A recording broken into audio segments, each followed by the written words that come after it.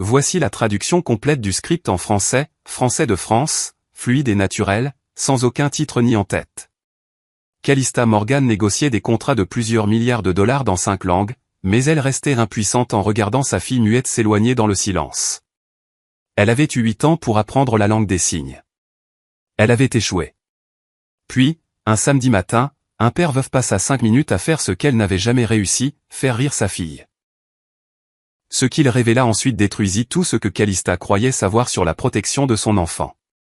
Le matin d'automne peignait San Francisco de teintes oréambres, projetant de longues ombres sur les tours scintillantes du quartier financier. Calista Morgan se tenait devant les fenêtres du sol au plafond de son bureau d'angle, observant la ville s'éveiller en contrebas. À 40 ans, elle dirigeait l'un des empires immobiliers les plus prospères de la côte ouest. Son nom était murmuré avec un mélange égal d'admiration et d'intimidation dans les salles de réunion de la ville. Son reflet dans la vitre montrait une femme d'une beauté saisissante, aux pommettes saillantes et aux cheveux blonds platine tirés en un chignon sévère qui était devenu sa signature. Mais derrière ses yeux bleus glaciers se cachait une lassitude qu'aucun succès ne pouvait effacer. 8 ans. Cela faisait 8 ans qu'elle était devenue mère célibataire. 8 ans depuis cet appel téléphonique qui avait brisé son monde en 1000 morceaux. Elle essayait encore de les recoller. Le souvenir de cette nuit restait vivace, la voix de l'agent de police au téléphone, le couloir stérile de l'hôpital, le moment où elle avait dû rentrer chez elle et affronter seule sa fille de 2 ans. Astrid avait été trop jeune pour comprendre pourquoi papa ne rentrait plus jamais, mais assez grande pour ressentir l'absence qui allait façonner leur vie à toutes les deux. Astrid Morgan avait maintenant 12 ans, une préadolescente délicate aux yeux chauds de son père, qui scintillait comme des saphirs quand elle souriait, ce qui n'arrivait plus assez souvent ces derniers temps. Née avec une rare condition neurologique qui lui avait volé sa voix avant même qu'elle puisse vraiment l'utiliser, Astrid naviguait dans le monde dans le silence. Les médecins avaient d'abord été optimistes, suggérant divers traitements et thérapies. Mais au fil des années, il était devenu clair que la voix d'Astrid resterait enfermée en elle. Calista s'était jetée dans l'apprentissage de la langue des signes avec la même intensité qu'elle mettait dans les rachats hostiles et les contrats de plusieurs millions. Mais la fluidité gracieuse des locuteurs natifs lui échappait. Leurs conversations se dissolvaient souvent en gestes frustrés et en approximations, laissant la mère et la fille plus isolées que connectées. L'interphone bourdonna, tirant Calista de ses pensées. La voix chaleureuse et familière de Gwen Harper emplit le bureau. Après 5 ans de collaboration, Gwen n'était plus qu'une assistante de direction, elle était ce qui se rapprochait le plus d'une amie pour Calista, même si cette relation était soigneusement maintenue à distance, comme tout le reste dans sa vie. Votre rendez-vous de 9h est arrivé, annonça Gwen, même si son ton laissait entendre que l'esprit de Calista était ailleurs. Yamamoto-san de Tokyo a aussi appelé. Il s'inquiète des rumeurs de transition de direction. Vous savez à quel point c'est personnel pour lui. Son petit-fils utilise la langue des signes japonaise. Et n'oubliez pas, vous avez promis à Astrid de l'emmener dans ce nouveau café sur Valencia Street ce matin. L'estomac de Calista se noie. L'investisseur japonais représentait 40% du capital d'expansion, et son engagement pour un design inclusif allait bien au-delà des marges bénéficiaires. Et elle avait oublié le petit déjeuner avec Astrid. Encore une fois. La culpabilité qui était devenue sa compagne constante resserra son étreinte. Dites à Yamamoto-san que je l'appellerai à midi, heure de Tokyo, répondit-elle d'un ton décidé. Et annulez le rendez-vous de 9h. En fait, annulez tout jusqu'à midi. Je sors prendre le petit déjeuner avec ma fille. Le conseil d'administration ne va pas apprécier, prévint Gwen avec douceur. Marcus Henderson commence à faire du bruit sur votre attention divisée ces derniers temps. Qu'il le fasse, répliqua Calista, même si elle savait que le coût pouvait être élevé. 30 minutes plus tard, Calista se tenait devant la porte de la chambre d'Astrid dans leur demeure de Pacific Heights, une maison bien trop grande pour 2 personnes qui se parlaient à peine. Elle frappa doucement, puis entra et trouva sa fille déjà habillée, assise près de la fenêtre avec son carnet de croquis. Astrid leva les yeux, la surprise traversant son visage en voyant sa mère en tenue décontractée plutôt qu'en tailleur de pouvoir habituel. Prête pour notre rendez-vous petit déjeuner? Signa Calista, ses mouvements soigneux et délibérés. Le visage d'Astrid s'illumina, un sourire éclatant comme un rayon de soleil après la pluie. Elle hocha la tête avec enthousiasme et attrapa son sac à dos violet préféré, décoré de papillons qu'elle avait peints elle-même. Le café sur Valencia Street était tout ce que leur maison n'était pas, chaleureux, animé, rempli du brouhaha des familles du week-end et de l'arôme riche du café fraîchement moulu. Des feuilles d'érable pressées contre les fenêtres créaient un effet de vitrail naturel dans les tons orange et rouge.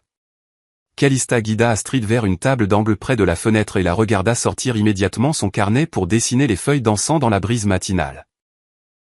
Pendant que Calista passait commande au comptoir, elle jetait régulièrement des regards vers sa fille, remarquant à quel point elle paraissait petite et seule à cette table pour 4. D'autres enfants du même âge bavardaient avec leurs parents, partageant blagues et histoires, tandis qu'Astrid restait dans sa bulle de silence. La douleur familière revint, celle qui lui rappelait toutes les façons dont elle échouait en tant que mère. La clochette au-dessus de la porte tinta et un homme entra avec un jeune garçon. L'enfant, peut-être 6 ou 7 ans, avait des cheveux châtains clairs qui partaient dans tous les sens malgré des tentatives récentes de les discipliner. Il portait un pull à dinosaure et tenait un tricératops en peluche bien usé.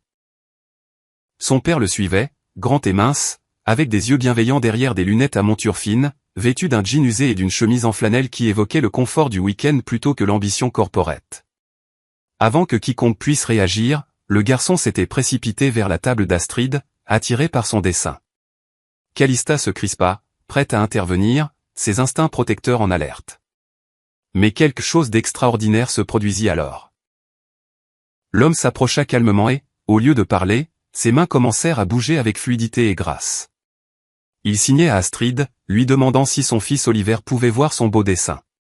La transformation d'Astrid fut instantanée et saisissante. Tout son corps sembla s'illuminer de l'intérieur. Ses mains s'envolèrent en réponse. Ce n'étaient plus les mouvements hésitants et incertains qu'elle utilisait avec sa mère, mais des gestes confiants, expressifs, vivants. Elle lui parlait des feuilles, expliquant comment chacune était différente, comme des flocons de neige ou des empreintes digitales. L'homme écoutait attentivement, hochait la tête et répondait avec le même enthousiasme. Ses expressions faciales et ses sourcils ajoutaient une nuance grammaticale que Calista n'avait jamais maîtrisée. « Je suis Elias Bennett », dit l'homme quand elle revint à la table, sa voix douce avec une légère pointe d'accent du Sud. « Voici Oliver. J'espère que vous ne nous en voulez pas de nous joindre à Astrid. Il a vu son dessin et, il n'a jamais été très doué pour rester en place quand il y a de l'art. Comment savez-vous ? Commença Calista en faisant un geste vague vers la langue des signes. Ma mère a enseigné pendant 30 ans à l'école californienne pour les sourds, expliqua Elias, ses mains bougeant inconsciemment pendant qu'il parlait. J'ai grandi en signant avant même de savoir vraiment parler. C'est comme ma première langue. En fait, c'était ma première langue. Maman disait toujours que les entendants apprennent à écouter avec leurs oreilles, mais la culture sourde t'apprend à écouter avec tout ton être. Oliver avait sorti ses propres crayons et ajouté des touches au dessin d'Astrid avec son autorisation enthousiaste. Ils créaient une histoire ensemble. Astrid signant le récit pendant qu'Oliver ajoutait des éléments visuels en utilisant des classificateurs pour montrer à quel point les écureuils étaient gros ou comment les arbres se balançaient. Elle est incroyablement expressive, poursuivit Elias en observant les enfants. Son vocabulaire est très avancé pour son âge. Et regardez sa grammaire faciale, la façon dont elle lève les sourcils pour les questions, les fronce pour insister. Elle ne se contente pas de signer, elle parle vraiment la LSF. Le compliment piqua Calista, car elle savait qu'il n'était pas mérité. Elle regardait Astrid converser avec animation avec Elias. La façon dont les épaules de sa fille se détendaient, comment son expression habituellement fermée s'ouvrait comme une fleur au printemps. J'apprends encore, admit Calista. C'est plus difficile que je ne le pensais. Parfois j'ai l'impression de l'abandonner. Elias se tourna vers elle, ses yeux bruns remplis de compréhension. Tous les parents ressentent ça. Croyez-moi, je sais. La maman d'Oliver est morte quand il avait 3 ans. Il y a des jours où je n'ai aucune idée de ce que je fais. Mais être présent, essayer, ça compte plus que la perfection. Il mentionna ensuite, presque en passant. Il y a un cours familial le samedi matin. Parents et enfants qui apprennent ensemble. Astrid aimerait peut-être avoir d'autres enfants avec qui pratiquer. Et vous pourriez améliorer votre fluidité dans un environnement bienveillant. Avant que Calista puisse répondre, son téléphone vibra avec insistance, 3 appels manqués du bureau, 2 de membres du conseil d'administration, et un message de Gwen qui disait simplement « Les blog tech ont récupéré des photos de vous au café. Henderson convoque une réunion d'urgence. Yamamoto-san veut des réponses maintenant. » Le monde réel s'abattait sur elle, menaçant tout ce qu'elle avait construit. Mais en regardant la joie d'Astrid, quelque chose changea dans ses priorités. « Je dois y aller », dit-elle en se levant déjà, en train de battre en retraite. « Merci d'avoir parlé avec elle. » Elias se leva aussi et sortit une simple carte de visite. Les informations du cours sont dessus. Pas de pression, mais Astrid serait la bienvenue à tout moment. Vous deux le seriez. La semaine qui suivit fut un champ de bataille. Les blogs tech publièrent des titres, une PDG distraite. Morgan Enterprises perd-elle le cap? Marcus Henderson fit fuiter ses inquiétudes auprès des investisseurs concernant la stabilité du leadership. L'équipe de Yamamoto-san programma un appel vidéo exigeant des garanties. Pourtant, même en se battant pour sauver son entreprise, l'esprit de Calista revenait sans cesse à ce moment au café, à la joie d'Astrid, aux mains patientes d'Elias. Le jeudi après-midi, Gwen posa un café frais sur le bureau de Calista avec une tablette affichant le dernier article. Il vous appelle la PDG absente. Marcus a convaincu 3 membres du conseil de demander une évaluation de performance. Calista baissa les yeux et fut surprise de trouver la carte d'Elias dans sa main, les bords usés à force d'être manipulés. Il enseigne la langue des signes, dit-elle enfin. Il a parlé à Astrid comme si c'était la chose la plus naturelle du monde. Elle était si heureuse, Gwen. Si heureuse. Alors emmenez-la au cours, répondit Gwen simplement. Le contrat Yamamoto sera toujours là lundi. L'enfance de votre fille, non. La voix de Gwen était ferme. Je vous ai vu construire des murs pendant 5 ans. Peut-être est-il temps de construire des ponts à la place. Ce soir-là, Calista rentra chez elle et trouva Astrid à la table de la cuisine en train de faire ses devoirs avec la nounou. Sa fille leva brièvement les yeux, puis les baissa à nouveau. Le bref moment d'espoir s'éteignit rapidement. Astrid, signa Calista en s'asseyant à côté d'elle. Est-ce que tu aimerais aller à un cours de langue des signes samedi avec d'autres enfants? La transformation fut immédiate. Les mains d'Astrid s'envolèrent dans une réponse excitée, est-ce qu'Oliver pourrait être là? Est-ce qu'on pourrait vraiment y aller? Est-ce qu'on pourrait y aller toutes les semaines? Le samedi matin arriva gris et brumeux. San Francisco était enveloppé d'un brouillard qui roulait depuis le Pacifique comme une créature vivante. Le centre communautaire se trouvait dans le Mission District, un bâtiment coloré couvert de fresques représentant des mains en train de signer. Calista se sentit déplacée dans son jean de marque parmi le groupe diversifié de familles qui se rassemblaient. Mais elle le vit alors. Elias était à l'avant en train d'installer du matériel visuel. Oliver l'aidait, s'en mêlant dans une banderole qui disait « Chaque voix compte, même les silencieuses ». Quand Elias leva les yeux et les aperçut, son sourire fut comme un rayon de soleil perçant le brouillard. Le cours fut une révélation. 15 familles, à différents stades de leur apprentissage de la langue des signes, apprenaient ensemble. Elias était un enseignant né, expliquant non seulement le vocabulaire, mais aussi la culture qui l'accompagnait. La LSF n'est pas de l'anglais sur les mains, expliqua-t-il en démontrant. C'est une langue spatiale. Regardez comment j'établis les personnes dans l'espace, puis comment je les réfère ensuite. Voyez comment mon visage ne sert pas seulement à exprimer l'émotion, mais fournit aussi la grammaire. Pendant la pause, quelque chose de magique et d'inattendu se produisit. Astrid, qui avait passé 8 ans en observatrice silencieuse, l'enfant qui restait toujours en marge des groupes, se leva soudain. Elle tapa sur la table pour attirer l'attention, comme elle avait vu Elias le faire. Le son, sec et assuré, résonna dans la salle principale du centre communautaire. Les autres enfants se tournèrent vers elle et, au lieu de se replier comme elle l'aurait fait autrefois, Astrid s'avança avec une assurance grandissante qui semblait éclore du plus profond d'elle-même. Elle organisa un jeu de signes, apprenant aux autres enfants à jouer à la ronde d'histoire silencieuse. Elle démontra avec une clarté parfaite, chaque enfant devait ajouter une phrase signée pour construire une histoire collaborative. Mais il y avait des règles, il devait utiliser des classificateurs pour montrer la taille et le mouvement, pas seulement l'épellation ou des signes basiques, il devait intégrer les expressions faciales pour l'émotion, non comme un détail, mais comme une grammaire essentielle, il devait maintenir la cohérence spatiale. Si un personnage était placé à droite, il y restait. Un petit garçon de 5 ans environ avait du mal avec le concept des classificateurs. Au lieu d'abandonner ou d'appeler un adulte, Astrid s'agenouilla à côté de lui. Ses mouvements étaient patients et clairs.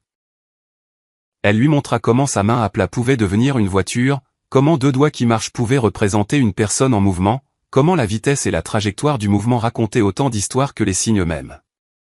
Quand le garçon réussit à montrer un oiseau volant au-dessus d'une maison avec les bons classificateurs, son visage s'illumina de fierté et le sourire d'Astrid fut radieux.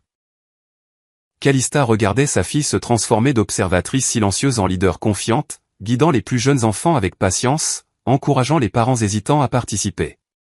Une mère qui peinait avec les aspects spatiaux reçut la correction douce d'Astrid. La jeune fille lui montra comment maintenir un placement cohérent des éléments de l'histoire dans l'espace de signes. C'était comme regarder une fleur qui avait été gardée à l'ombre soudain placée en plein soleil et s'épanouir avec une vigueur qui avait toujours été là, attendant son heure. C'est une enseignante née, dit Elias en apparaissant à côté de Calista avec 2 tasses de café, sa voix douce emplie d'admiration. Regardez comme elle ajuste sa vitesse de signes selon les niveaux. Comme elle utilise le retour visuel pour les encourager. Elle n'enseigne pas seulement des signes. Elle enseigne la confiance, la communauté, l'appartenance. Je l'ai retenu, murmura Calista. L'aveu était douloureux mais nécessaire, comme remettre un os cassé en place. J'avais tellement peur de l'échouer, tellement terrifié qu'elle soit blessée, que je l'ai gardée dans une bulle. Notre bulle, en réalité. Juste nous deux dans cette grande maison, nous protégeant mutuellement d'un monde qui pourrait ne pas comprendre. La peur nous pousse à faire ça, répondit Elias, sa voix portant le poids de sa propre expérience. Après la mort de la maman d'Oliver, je suis à peine sorti de la maison pendant 6 mois. J'étais terrifié, si je le perdais de vue, il lui arriverait quelque chose à lui aussi. Je pensais le protéger, mais je l'empêchais de vivre. Les enfants ont besoin de plus que notre protection. Ils ont besoin de communauté, de défis, de la chance de découvrir qui ils sont au-delà de nos peurs. Le jeu d'Astrid avait maintenant évolué, 12 enfants y participaient, créant une histoire élaborée sur un super-héros sourd qui sauvait le monde grâce à la communication visuelle. Les enfants riaient, leurs mains volaient, leurs visages animés d'expressions qui transcendaient le besoin de son. Les parents regardaient avec des larmes aux yeux, voyant leurs enfants non pas limités par la surdité, mais enrichis par une autre façon d'être au monde. Après le cours, les 4 allèrent déjeuner dans une petite taqueria. Les enfants s'assirent ensemble, Astrid apprenait de nouveaux signes à Oliver pendant qu'ils partageaient des chips et de la salsa. C'est agréable, dit simplement Elias, et Calista sut qu'il voulait dire bien plus que le simple déjeuner. Oui, répondit-elle en s'autorisant à se détendre pour la première fois depuis bien longtemps. Pendant que les enfants dessinaient sur leur set de table, Elias les observait avec une expression que Calista ne parvenait pas tout à fait à déchiffrer. Après la mort de Beth, dit-il doucement sans la regarder, je me suis promis qu'Oliver me suffirait. Que je n'aurais besoin de personne d'autre. Que je ne prendrais plus de risques. Il s'interrompit, ses mains formant inconsciemment le signe pour « peur ». Mais en le voyant avec Astrid, en voyant à quel point il est heureux d'avoir une amie qui l'accepte complètement, je réalise que je l'ai gardé dans une bulle, moi aussi. Ma bulle de chagrin. Il finit par regarder Calista, la vulnérabilité claire dans ses yeux. J'ai peur de laisser à nouveau entrer des gens, mais peut-être que d'avoir peur est mieux que d'être seul. Ce week-end-là, son téléphone explosa de messages. Un photographe les avait capturés au déjeuner, et les blogs texans donnaient à cœur joie avec des spéculations, nouvelle priorité de la PDG, la romance avant le chiffre d'affaires. Marcus Henderson convoqua une réunion d'urgence du conseil pour le lundi. Le dimanche soir, Calista était assise dans son bureau à domicile, se préparant au combat. Gwen arriva avec des dossiers et des stratégies, mais aussi avec un conseil. Vous pourriez combattre à l'ancienne, dit Gwen. Ou vous pourriez essayer quelque chose de différent. Montrez-leur que s'ouvrir ne vous rend pas faible. Ça vous rend plus forte. La réunion du conseil du lundi fut tendue à couper au couteau. La salle du 40e étage, avec ses fenêtres du sol au plafond offrant une vue sur la ville que Calista avait contribué à bâtir, n'avait jamais autant ressemblé à une arène. Marcus mena la charge sur le manque de concentration et les priorités douteuses. Ces diapositives montraient des photos de paparazzi du café, de la taqueria, de l'exposition d'art. La salle pleine d'hommes en costumes anthracites identiques la fixait avec désapprobation. Leurs visages étaient des masques de préoccupation corporate cachant des ambitions personnelles. C'est une question d'image, déclara Marcus en passant à une diapositive montrant des projections de cours d'action. Nos investisseurs ont besoin de stabilité, pas d'une PDG en pleine crise de la quarantaine. C'est ce que vous pensez que c'est, demanda Calista calmement, même si elle sentait un feu grandir en elle, non pas de colère, mais de clarté. Comment l'appeler autrement? Vous abandonnez des dîners à $1 million pour des expositions de peinture au doigt. La salle murmura son accord. Ces hommes, qui n'avaient jamais une seule fois demandé des nouvelles d'Astrid en 8 ans, qui programmaient des réunions du conseil pendant les spectacles scolaires et les rencontres parents-professeurs sans y réfléchir à 2 fois. Calista écouta chaque plainte, chaque menace à peine voilée, puis se leva. Mais au lieu de son PowerPoint habituel, au lieu de graphiques et de projections, elle commença à signer tout en parlant. Ses mains bougeaient avec fluidité, peignant des images dans l'air. « Messieurs, laissez-moi vous montrer quelque chose. » Elle afficha leur dernière étude de marché sur l'écran principal. 40 millions d'Américains utilisent la LSF. C'est 40 millions de clients potentiels que nous avons ignorés parce que nous ne parlions pas leur langue. 20 millions supplémentaires sont des membres de leur famille, des amis, des collègues qui interagissent quotidiennement avec la communauté sourde. Elle se déplaça dans la salle tout en parlant, utilisant le référencement spatial qu'Elias lui avait enseigné, plaçant littéralement les différents segments de marché dans différentes zones de la pièce, rendant l'invisible visible. Pendant que vous vous inquiétiez de l'image, j'ai vu des opportunités que vous n'avez pas su voir. Elle afficha sa tablette sur l'écran sans fil. Savez-vous quel pourcentage de bâtiments commerciaux à San Francisco sont réellement accessibles à la communauté sourde? 3%. 3.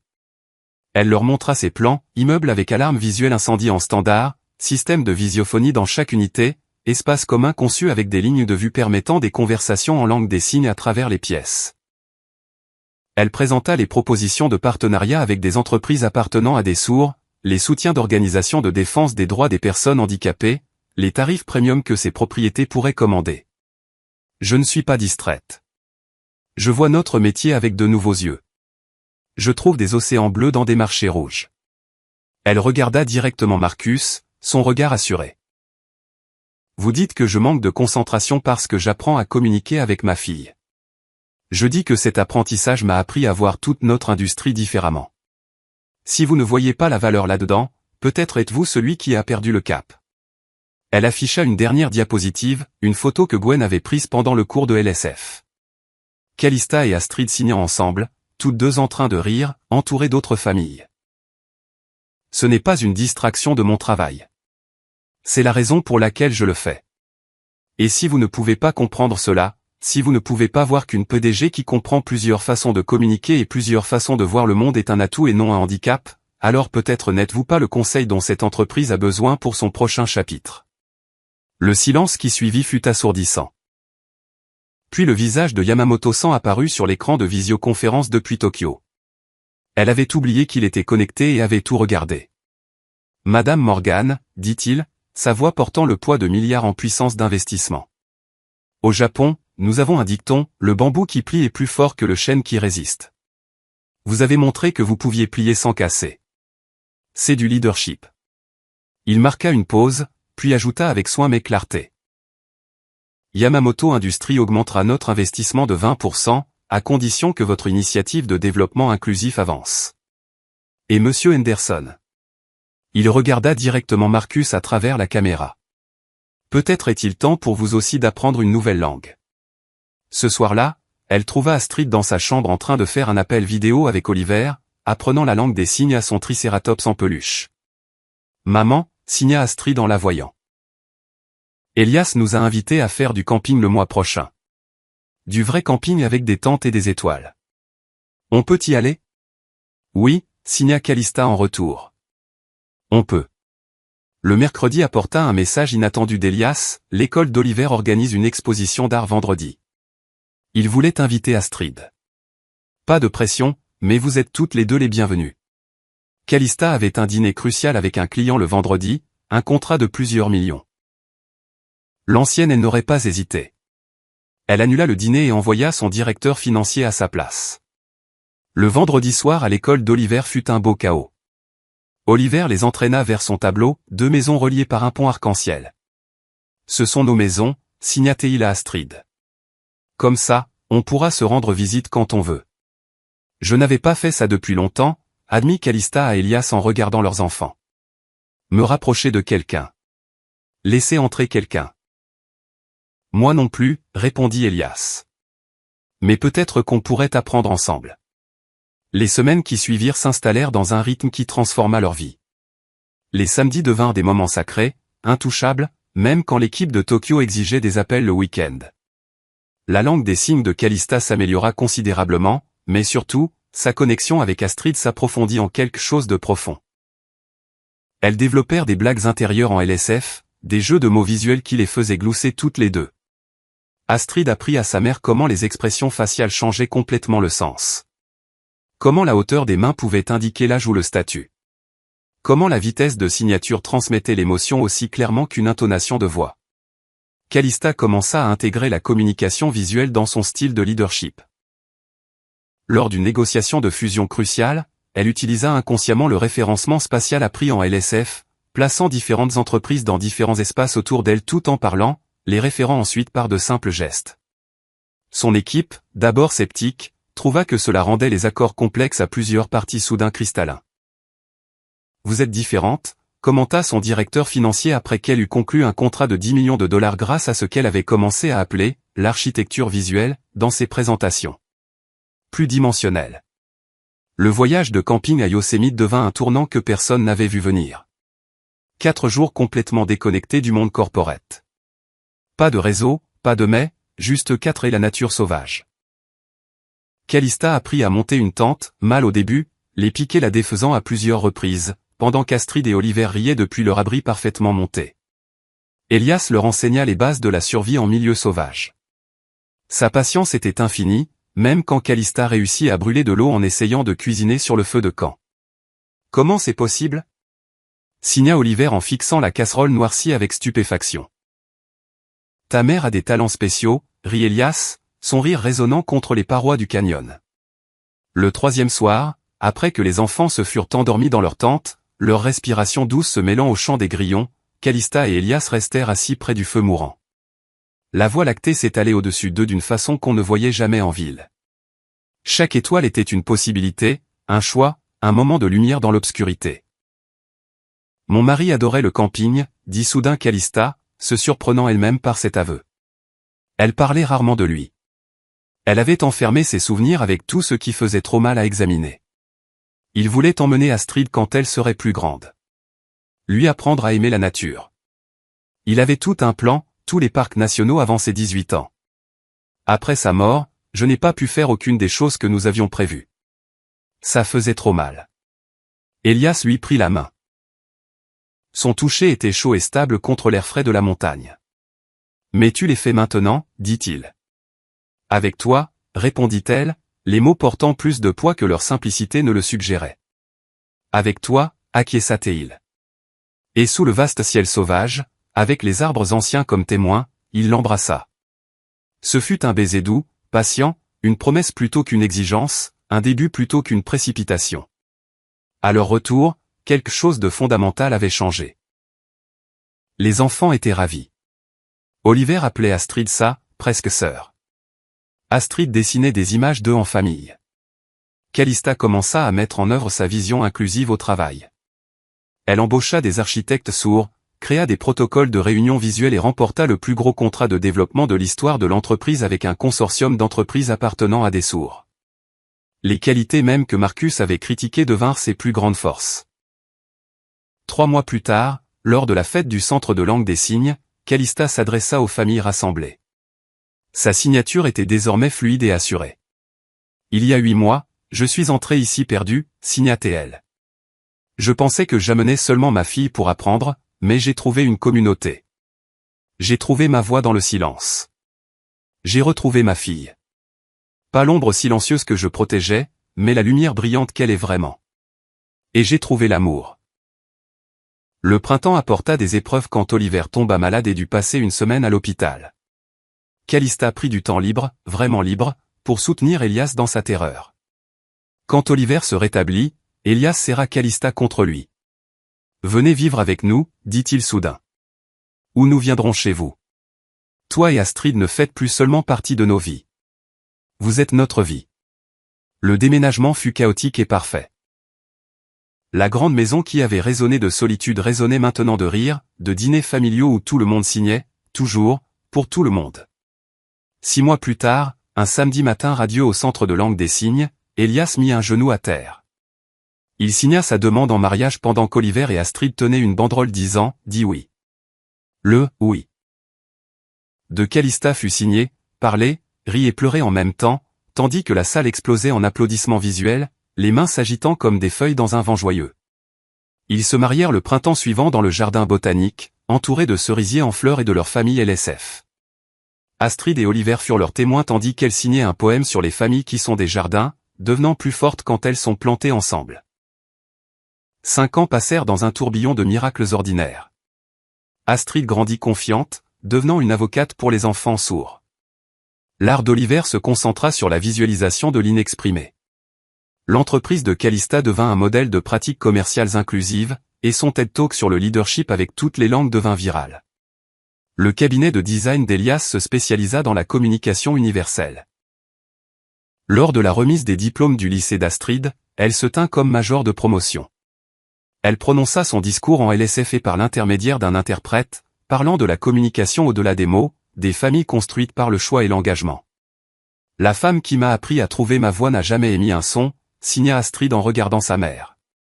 Elle m'a montré que l'amour n'a pas besoin de mots, seulement de la volonté d'apprendre le langage de l'autre.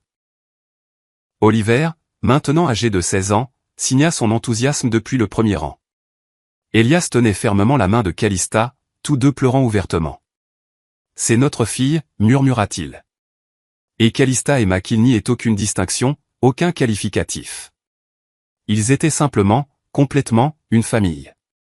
Marcus Henderson s'approcha pendant la fête. Il avait changé. « Vous aviez raison », dit-il simplement. « Mon petit-fils est sourd. Je n'avais jamais compris jusqu'à maintenant. » « Amenez-le au centre samedi matin, » répondit Calista. « Nous y serons. » Parce qu'ils y étaient toujours. Cela était devenu leur tradition, leur façon de rendre. Elias enseignait. Calista assistait. Astrid mentorait. Oliver créait des fresques. Ils célébraient le langage visuel. Un jeune couple s'approcha avec leur fille sourde. Avant que Calista puisse répondre, Astrid était déjà là, s'agenouillant pour montrer à l'enfant que ses mains pouvaient parler, chanter, raconter des histoires. « Ça va aller », dit Calista aux parents. « Mieux que ça. Votre fille va vous montrer un monde entièrement nouveau. » Ils regardèrent Astrid organiser un chœur de signes improvisés. 20 jeunes créant de la poésie avec leurs mains. Oliver les dirigeait avec un flair artistique. C'était leur héritage. Une génération qui savait que différent ne signifiait pas moins. Que le silence ne signifiait pas absence. « Je t'aime », signa Calista à sa famille. « Nous t'aimons aussi », signèrent-ils en retour à l'unisson. Les étoiles apparurent au-dessus du jardin. Les mêmes étoiles qui avaient été témoins de leur confession au camping, de leur mariage, de leur voyage d'étranger à famille. Prêt à rentrer, demanda Elias alors que la fête touchait à sa fin. Nous sommes déjà à la maison, signa Astrid en englobant tout le monde d'un geste. Et elle avait raison. La maison n'était pas un lieu, mais la compréhension. Pas une communication parfaite, mais une acceptation parfaite. Demain apporterait de nouveaux défis. Astrid partirait pour l'université Gallaudet pour devenir enseignante. Oliver étudierait l'art à Callard. Mais ce soir, ils étaient simplement 4 personnes qui s'étaient trouvées contre toute attente. Merci, signa Astrid à ses parents. Merci d'avoir appris mon langage, de m'avoir montré que la famille, c'est être là et se choisir les uns les autres. Non, signa Calista en retour. Merci à toi de nous avoir appris que l'amour n'a pas besoin de mots, seulement de la volonté d'apprendre le langage de l'autre. Ils sortirent ensemble vers un avenir brillant de possibilités.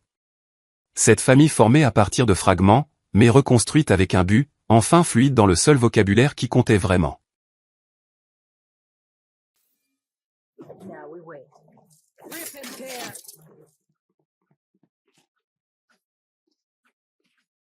Launching thorns. Blinding crack. There. Zombie.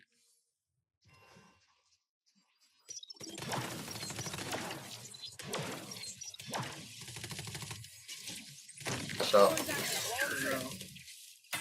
I'm one. Gotta keep you up. But I suck. 80 on the, or Thorns 70 on down. the. Flashing.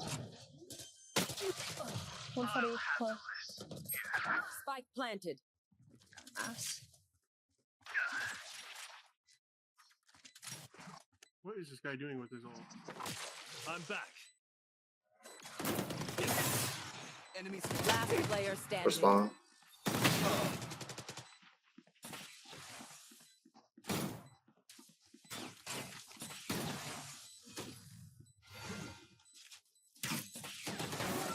Shot down.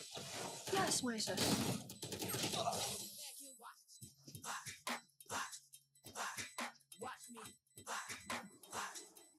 Match point. I'll pick them apart. You clean up whatever's left.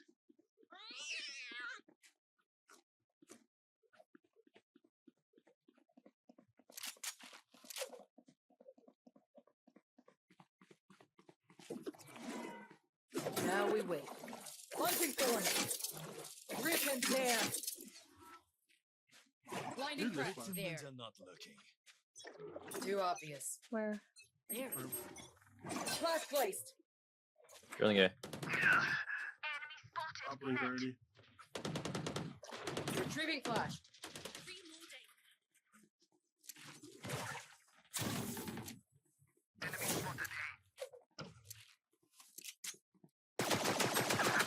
One 20. Abba. Who run?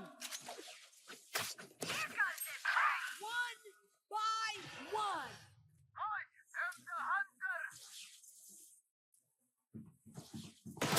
Just die. A Phantom. Where's on your left? There. One name in. They left. I think they're going rotating B, I guess. There's a Phantom down in the elbow race. Gun here. There's T-spawn. 2 A main, maybe 3 KO and Silver there. 120 KO. Oh, okay. One elbow. Last It's all player dice. standing. Oh, one mid. I don't know where he's getting this off in the calm, but GG. Attackers win. he's just seeing a bunch of shit.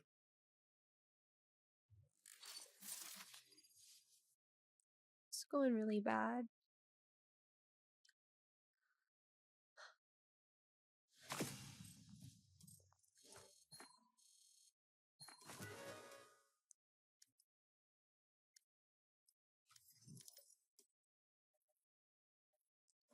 No, I do have to say that I went 6 and 20 and 8 and 15. Play a DM real quick. Yeah, because he thinks I'm shit. No, just to reset. Mhm.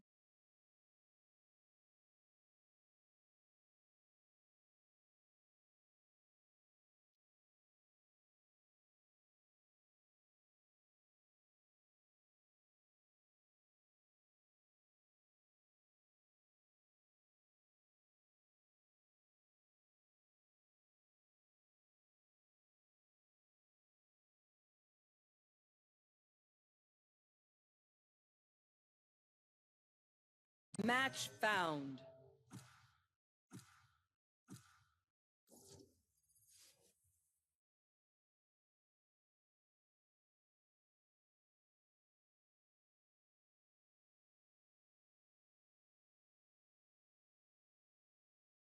Death match. Warm up.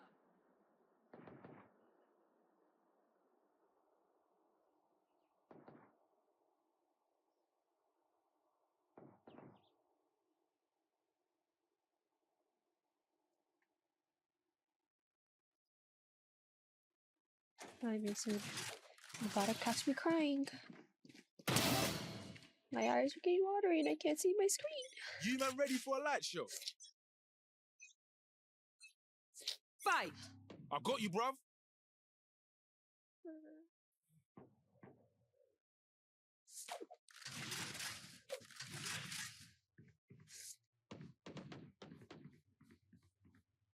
Don't worry, guys. I'm on my period. It's okay. This is normal. You're out.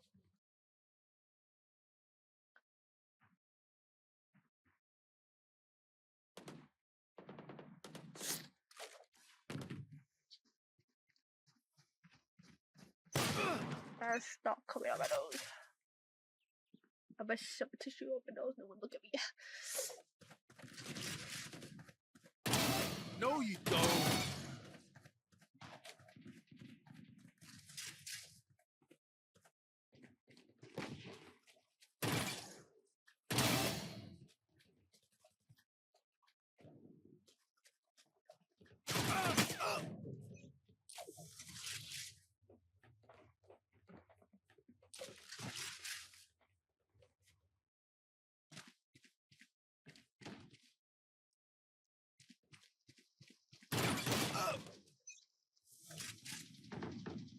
Why does it look like you have a Santa stash?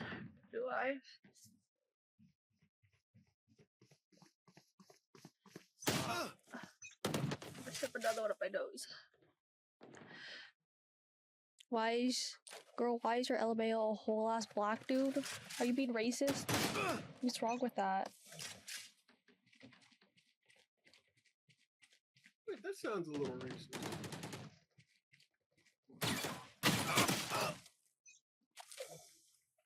Someone give me a new crosshair that's for a 27-inch monitor so I don't have to resize it myself. Please. Yeah, it's me, Nathan. That features future Korean. 1-3, no outlines, white. Is that just this one? But white. Is it this one but white? No.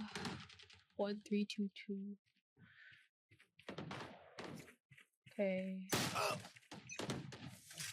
Inner lines. 1322.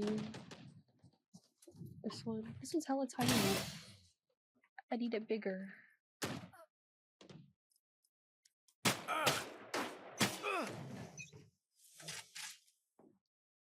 No, it's tiny on my screen because I have a 27 monitor. Wait, what size monitor do you have? He plays on 27. Okay, it's just tiny.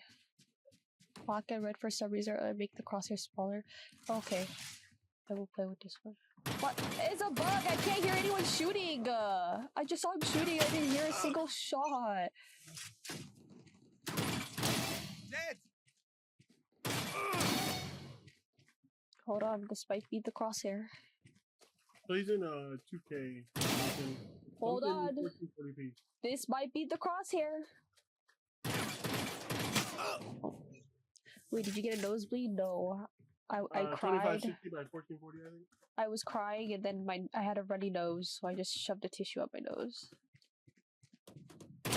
That's done. But I liked it. Okay, that one was on me.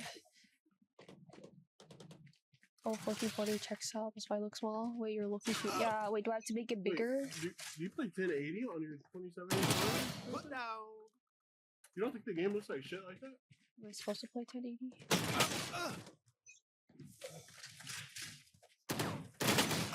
10 kills remaining. I need it to be thicker. I don't know. It feels so tiny. If you put 1080, it'll look the way the monitor Rain looks. is down. It'll look like shit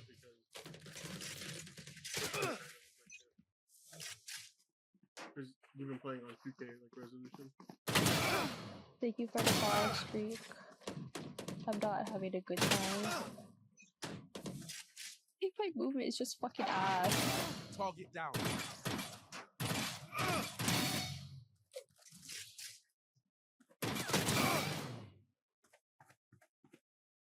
Okay, I like this crosshair. Thank you, Mason. Thank you so much. I feel better.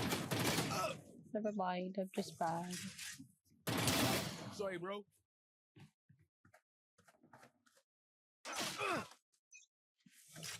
I'm putting my monitor close to my fucking face. 5 kills remaining. Dominating. Whoa, everything's too big. Oh, you ain't coming back. I can't see my whole map. Wait, this is the Triple move. baby. This is the move. Yeah. Hey, come back.